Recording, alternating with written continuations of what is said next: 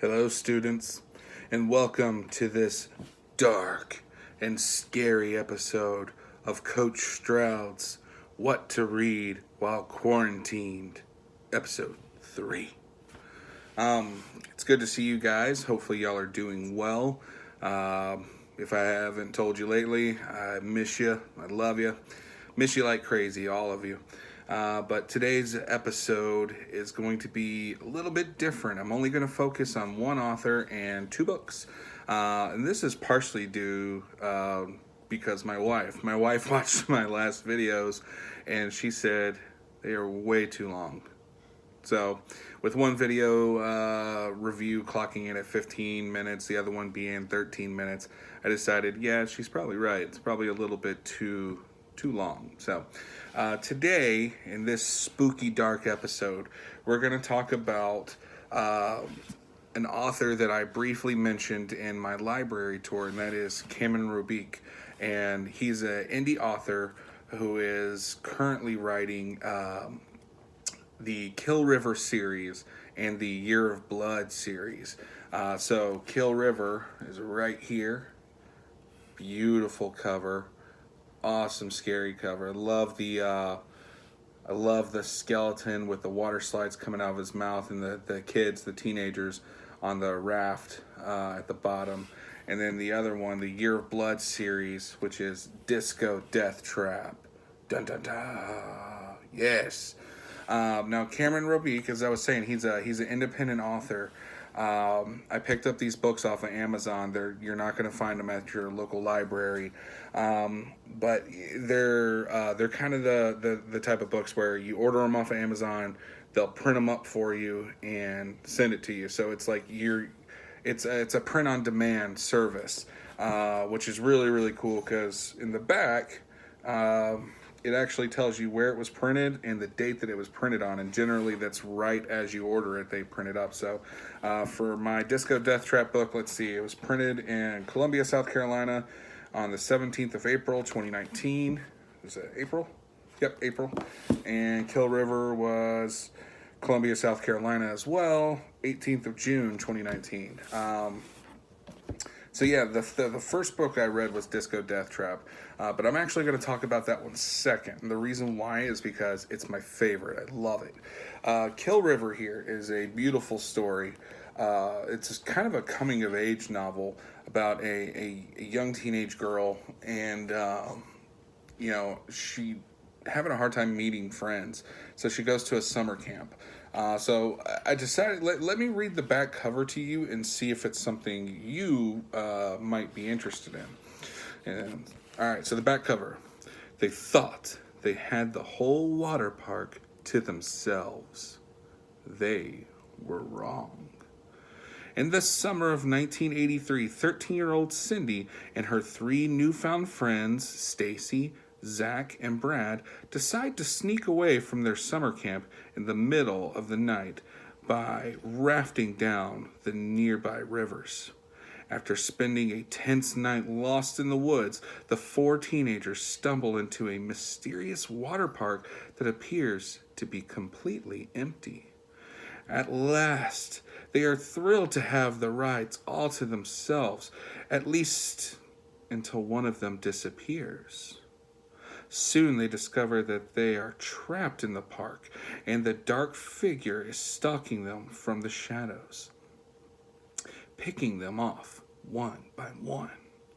Once night falls, Cindy will have to fight to escape the park, a masked maniac, and a living nightmare. Kill River is a wild water park ride filled with blood, gore, and 80s nostalgia. Slasher fans rejoice. Old school horror is back. And that's exactly right. The book, as it says, it takes place in 1983. What I love about Cameron Roubique is he references a lot of music and stuff in his books. And he gives you a playlist at the end so that if you want to hear the songs that the characters are listening to or thinking about or singing or hearing, it's really, really neat. He definitely spends a lot of time on making sure that you, the reader, feel like you are a part of the story and are one with the characters. Cindy in this book is absolutely amazing. She is a wonderful heroine who defies the odds. Essentially, she becomes this new person. It's a good story about a teen overcoming things. The thrills are there. Is it scary? Yeah, it's got some pretty scary. It's got some disturbing parts to it. It's definitely one of those books that you might want to you think and consider. Is this something? Am I going to be okay reading this in the dark by myself? Stuff like that. It's a good fun read. And if you ever go to Cameron Roubique's website, there's pictures of the actual water park where he got the inspiration for this book, which is really neat, really fascinating, actually. And again, as I stated in previous videos, he does his own cover work, the book covers and stuff. He paints them with acrylic paints on canvas, and then there you go. It turns them into the cover, so that's pretty sweet.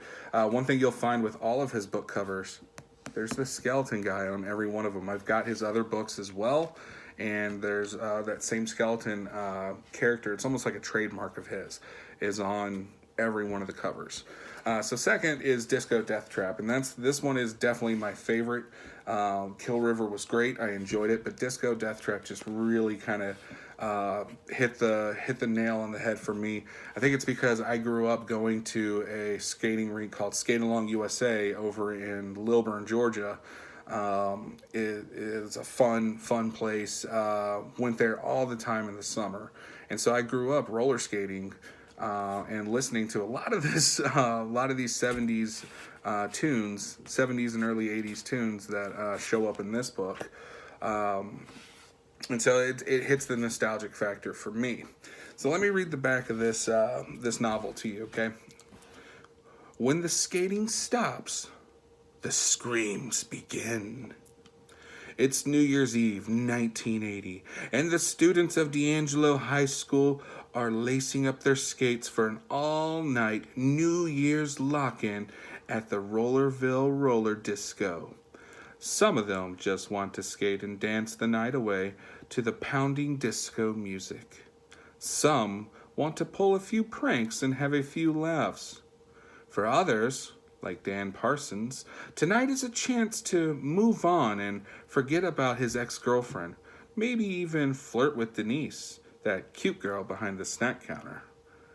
It seems like nothing could go wrong.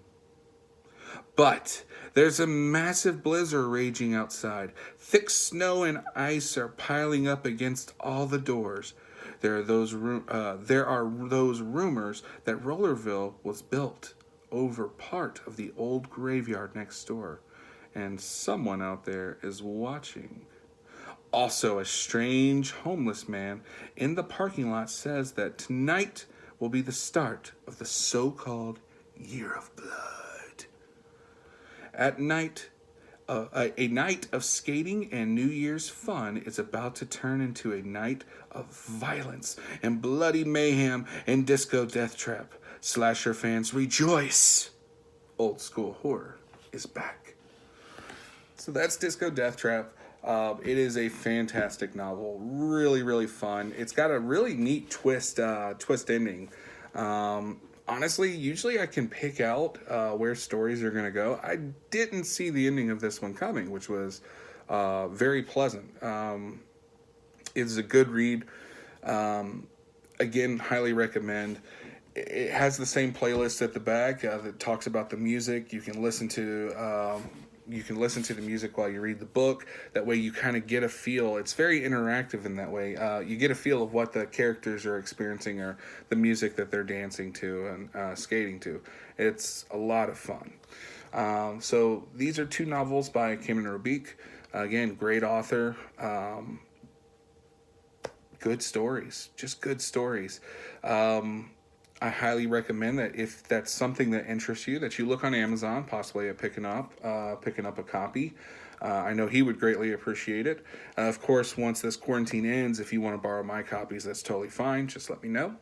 And if there's anything else I can do for you guys out there, you students who, again, I miss and love like crazy, please let me know.